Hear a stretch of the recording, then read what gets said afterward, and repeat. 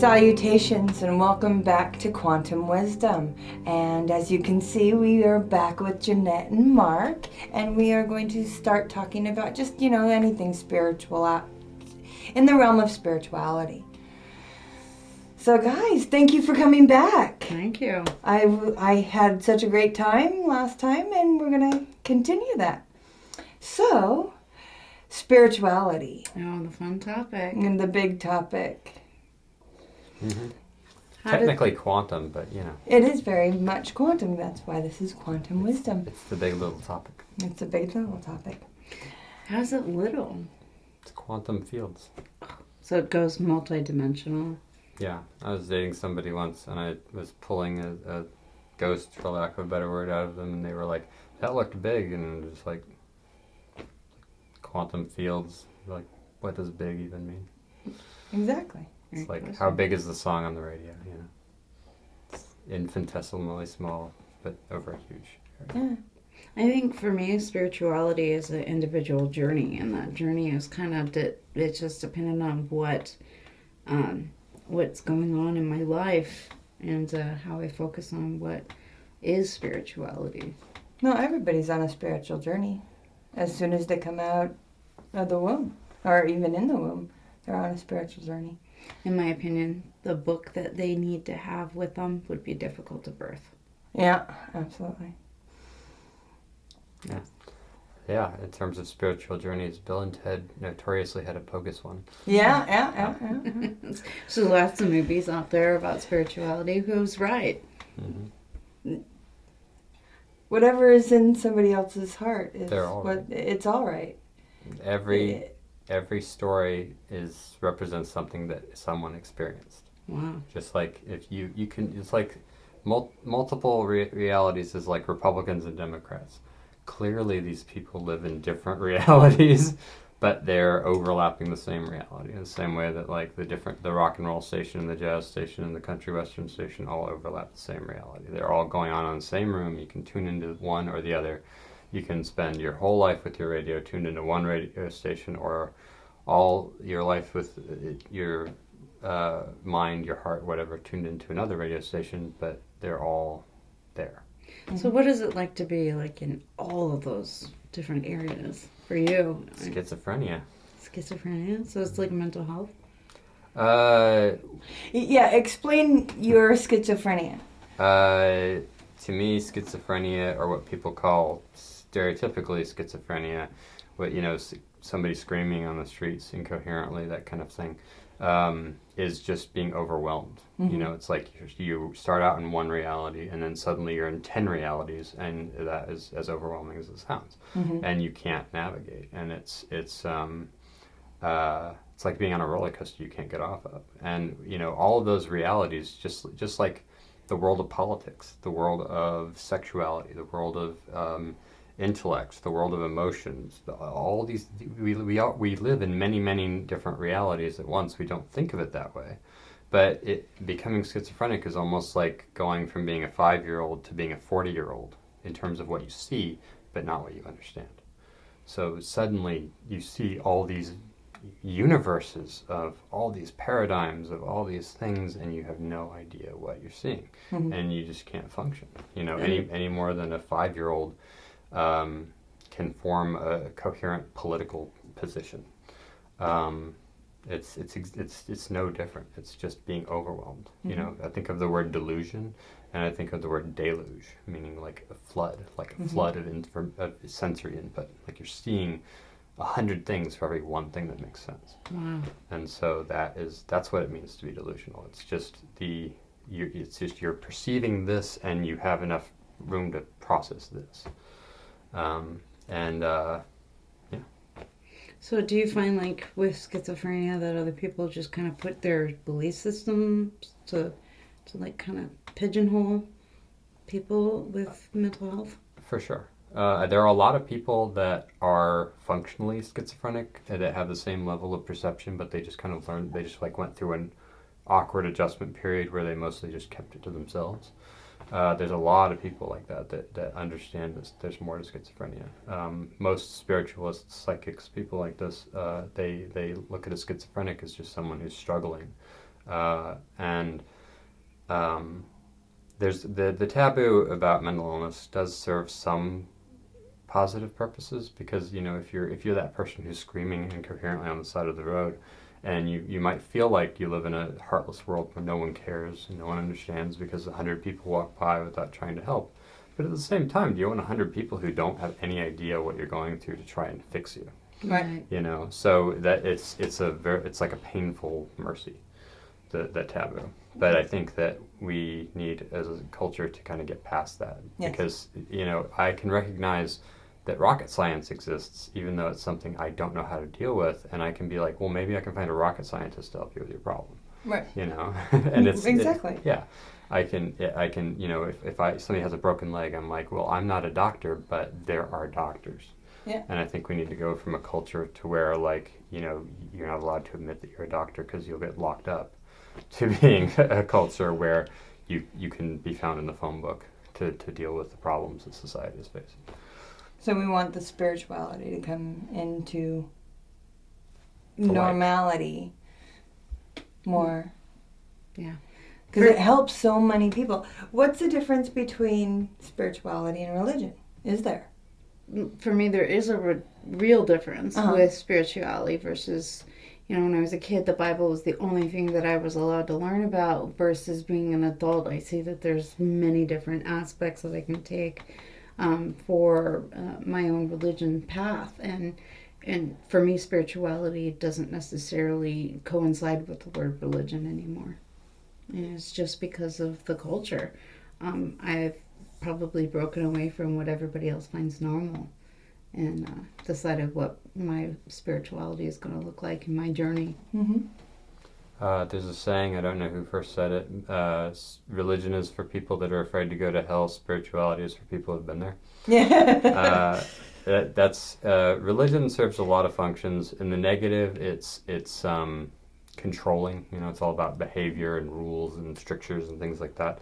But at the same time, it's like an incubation process, the same as all rules in society. And so stability and form and structure and all of that are things society needs. But at the same time, it can feel very oppressive.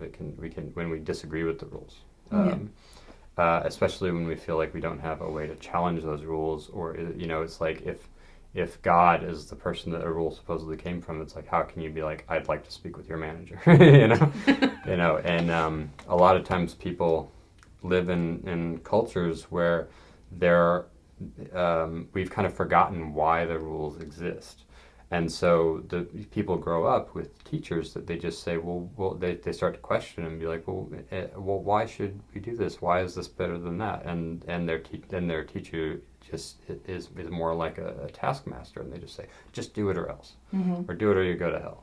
Or just do it because I said so. Yeah, and that doesn't satisfy someone who is trying to live to a very high spiritual standard, where they want to understand why the rule exists so that they can act autonomously in a moral way. And that's what I'm seeing more and more of, is that questioning is like, what do you mean? That's the only way to go about doing things? And That judgment of things. Yeah, and I find it hard to like be able to say, you know what, this is what I like. This is what I'm interested in learning.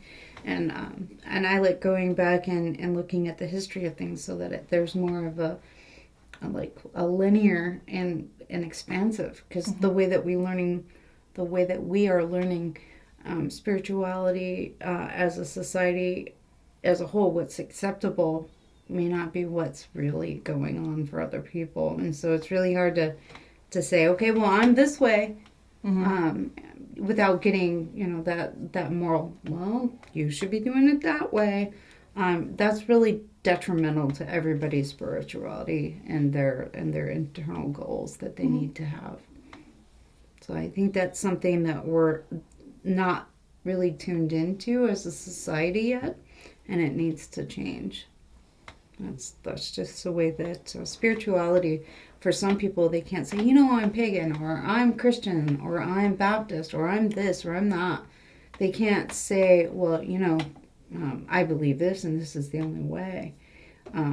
because it doesn't work for everybody. We all have a different type of culture that needs to be addressed in their own cultural, in their own way. yeah. Everybody I found has their own kind of spirituality within them that transcends any kind of religion, any kind of judgment on things.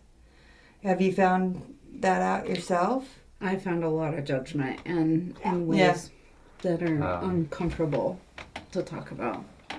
Yeah, there's quite a lot of guilt and shame in our culture, which guilt and shame they're not really motivators towards good as much as they are censors. So it's just shut up, stop doing that. Yeah. You know, they inhibit. But We all need more compassion to. well, the number of teachers has been dwindling, and it's because of trauma. We've been soaking up trauma, and I think a lot of that stems from war. We've been at war perpetually in our culture for a very long time, and you have like generations of layers of trauma that stem from that. It's not just people dying on the battlefield and having PTSD. It's divorces that happen when people come back alive. It's and then the trauma that echoes through a household from that trauma, and then the trauma that happens when you have kids that aren't raised by two parents, that aren't raised by communities. You have you have kids that are raising kids and they weren't raised themselves. And Segregation too, yeah. And do you find that like those energies of trauma stay in those places? Like they like live, those negative energies live in those, let's say, they're palpable. Yeah. The corner or another house, or is. Yes and no. We live in an age where so much energy is moving around that it's like we kind of all have some spiritual cooties from somewhere. And that's one of the reasons also that a lot of social norms are kind of breaking up, is because like with karma, it's like if I've got the karma of being this type of person or doing this kind of thing, then I'm affected by that dynamic. You know, if everybody hates this group of people and I don't have any of that karma, then I can hate this group of people, and I might generate my own karma from that, but I'm not on the receiving end of that. But if I've got like 1% of everybody's karmic DNA, then suddenly I'm caught up in a lot more drama than I even realize that I'm caught up in. And so we're all kind of getting pinged from all of the broken social dynamics that are going on, because we are kind of in a big karmic melting pot these days. And so that's also disrupting a lot of the spiritual mechanisms that keep the world running. I'm also noticing, because I'm a feeler. I'm mostly blind when it comes to spiritual things. A lot of people see things like you do with regular eyes. I mostly feel things. I like to just know that something is there. I might have a vague image in my mind's eye, but I mostly feel and intuit. And I'm noticing the people that see, because everybody's kind of got, everybody's all kind of jumbled up now. The people that use their vision to see are now getting kind of more and more blind. And they're making more and more errors in terms of like being able to tell, like, are you this kind of person or are you that kind of person? And they're having to go through the paces I had to go through as a mostly blind person, developing all these compensatory mechanisms of intuition and noticing all those little details of interactions in order to see what I wasn't seeing. Yeah. So now it's this weird Teeter-totter like feeling, yeah. It's the karmic wheel. We're all taking turns having the other person's challenge. But a lot of people haven't realized that, and they're still like, you're a murderer. No, wait, but you're nice. Why? What? It's confusing. Yeah, and so we all have each other's cooties. That's an interesting way of putting it. Like, for instance, for me, I see a lot of hatred towards women in the Bible. And so definitely that hits a core because I am a woman. And just having my own spirituality path is kind of challenged on a regular basis from outside entities that aren't very fair to what I want to do and how I want to go about doing it. And I feel like that for me, if I want to have my religion my way, I need to have that space to do that. And so that's definitely a triggering type of experience where I might say, this is my spiritual journey. Please don't interrupt it. And having those words available to me are important too. So, okay, you deal with a lot of domestic violence issues and such. Do you see a benefit of getting more spiritual as a domestic violence victim? I do, and I feel like spirituality is very different than the typical religion that everybody else experiences. For me, feel like that there is so much more to the world than we're actually able to see and feel and know about, because there's some sort of quiet hushing going on from some types of religion, whereas they don't look at the Bible and see that there's mystical stuff that goes on in there and how that would apply. So for me, it's more about learning. What I do now is go once a day, once a week, and I go and I have a place that I can go and just kind of delve into my community a little bit more and the people, and we get to have these wonderful conversations about what that looks like and how that affects me, and the messages that come across are phenomenal just for healing for me. Wonderful. And are you seeing it in the homeless community, a surge in spirituality or spiritualness? Oh yeah, for sure.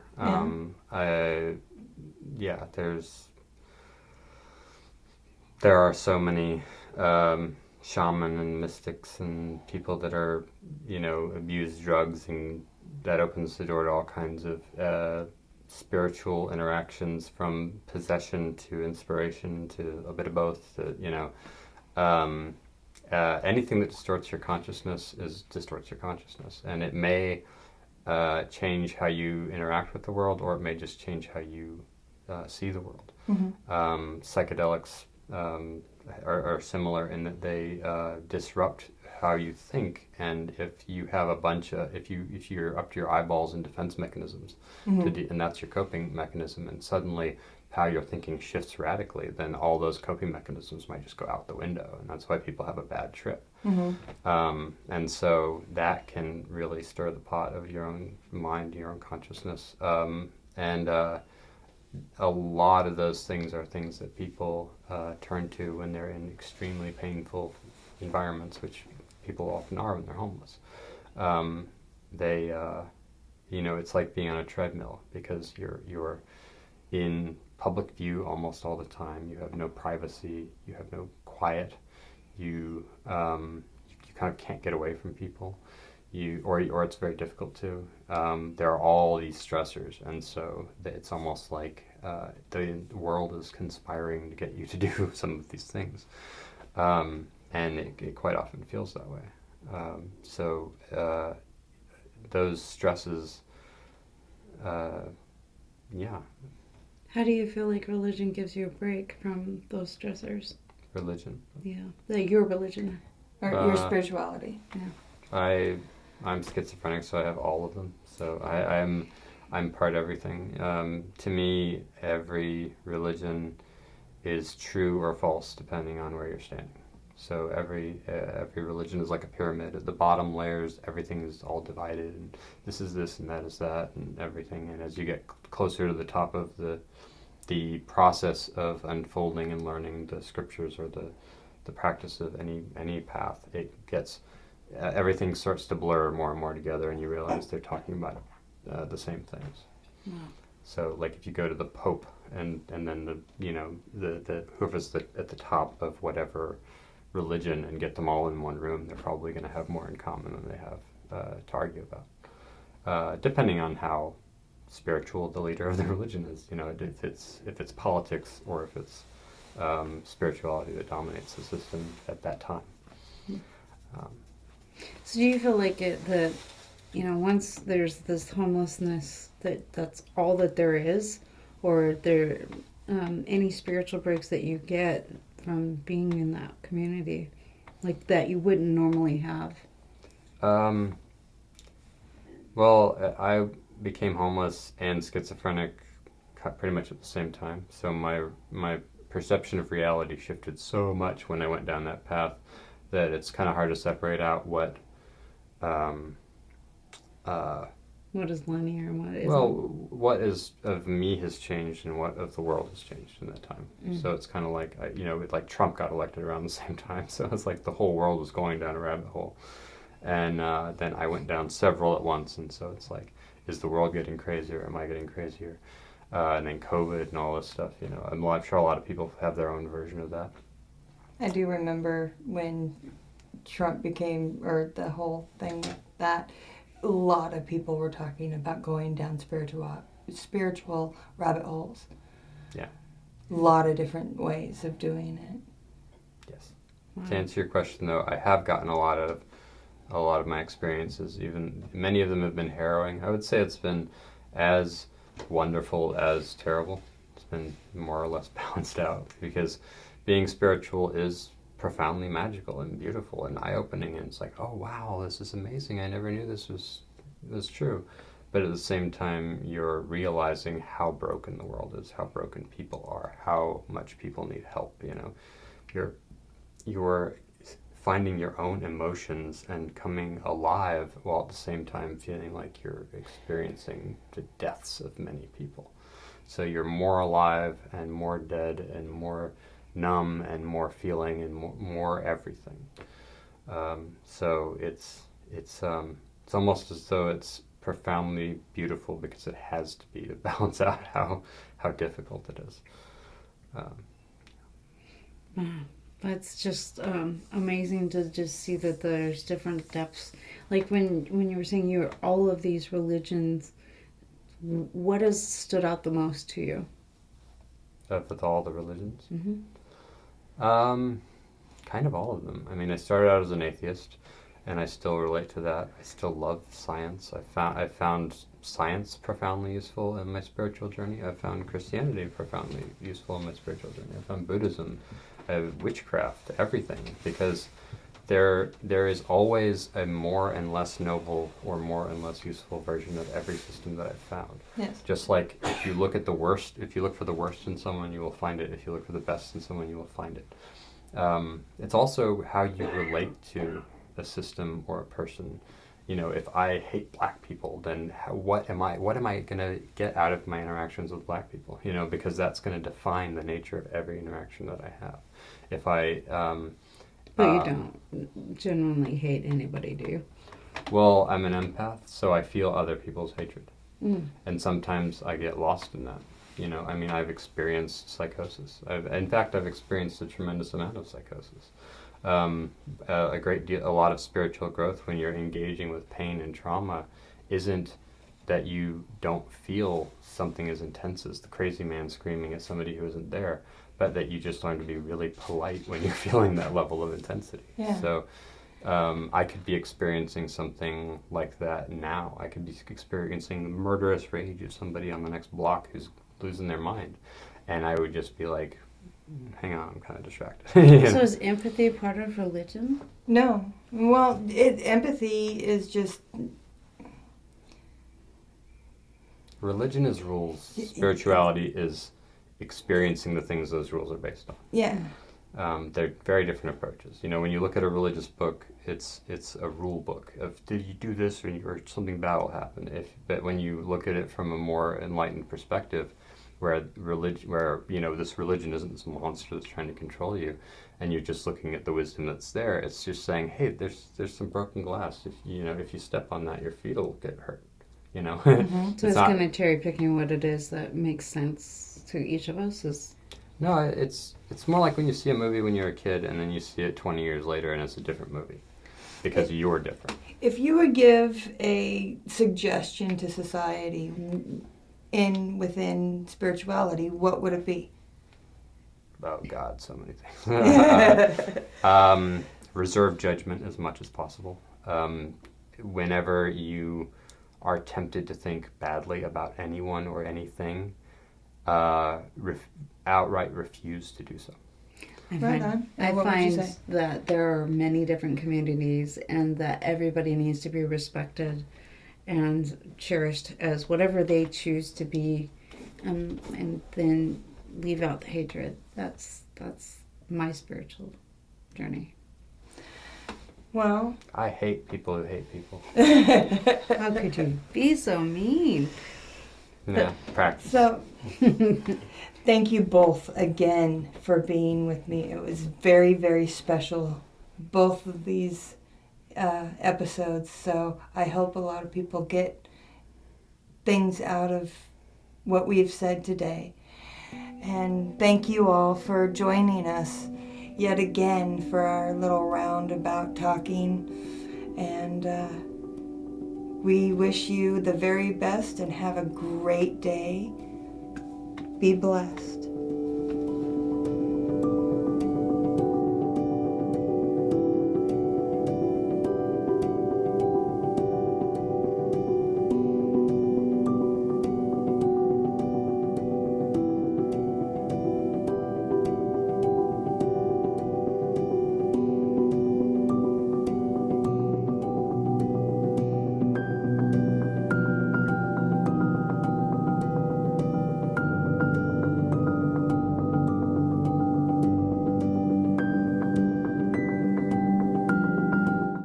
That was a good blooper roll.